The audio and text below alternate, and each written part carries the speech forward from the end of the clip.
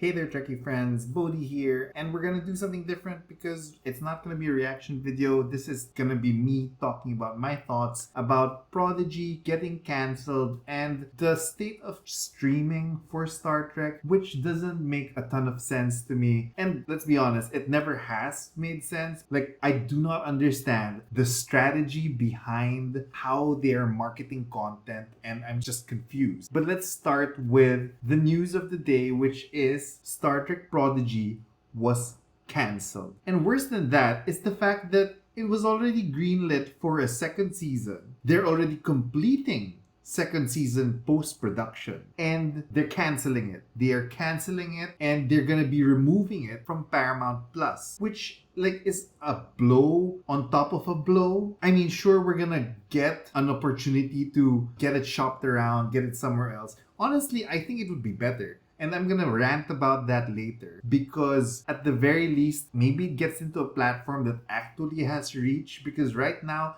it's only available in Paramount Plus, and we all know Paramount Plus is what? In 2 countries, 5 countries, whatever. But honestly, there's an understandable backlash of sorts within Trek. There are also haters who are hating on it. Actually, I'm not sure why there would be haters on Prodigy. Lower Decks, I would understand the haters. I love Lower Decks, but I understand the haters because they're like, this isn't the fucking Rick and Morty show, this is fucking Star Trek. I get you. I disagree, but I get you. Picard has its own slew of things besides the weak first and second season and the super nostalgic third season. We've got the haters. I understand you too. But Star Trek Prodigy, I don't understand the haters because number one, it's marketed for the kids and it's very Star Trek. So maybe you just hate kids. But I guess we're getting into the part of my rant, which is about what is the fucking strategy behind Trek streaming right now. Because previously,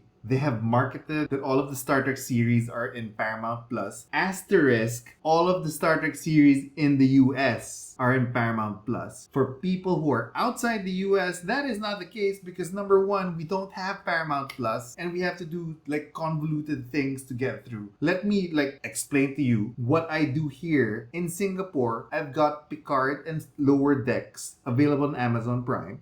That's fine. I've got all of the classic treks. I'm calling them classic treks. I've got TOS, TNG, DS9, Voyager. All of them are on Netflix. And then we've got Strange New Worlds and Prodigy, which is only available on Paramount Plus, where I need to, number one, get a VPN. Number two, have a US credit card just to get into Paramount Plus. But because I am a Trekkie who wants to watch these, I have to jump through hoops to watch the fucking show. But that's for a die-hard Trekkie like me. I have friends who are Trekkies who won't go through all those hoops just because it's just so fucking difficult to get through it. And we're not even talking about the movies, which aren't even in Paramount Plus. So that entire thing doesn't even hold. And of course, Discovery. Discovery used to be available for me via Netflix, but now it's gone from there and it's only in Paramount Plus. And the only reason I am in Paramount Plus is for Trek content. The moment you guys start pulling out Trek stuff, you're losing a subscriber. And from the Twitterverse, it looks like that's the reason most people got into Paramount Plus,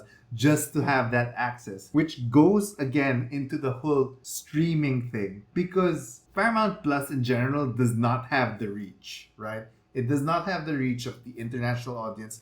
And I can see you guys saying, but Bodhi, you're not the fucking audience. The audience is the US. That's the majority. Fine, that's true. But in the end, global market share wise, Paramount Plus is just barely ahead of Apple TV. At the very least, you've got the UK and all of the other English speaking countries. But it's just so hard, I guess, to be a Trekkie who wants to watch things in one place outside of the US. And now, even in the US, they're gonna fucking take away Prodigy from the service itself.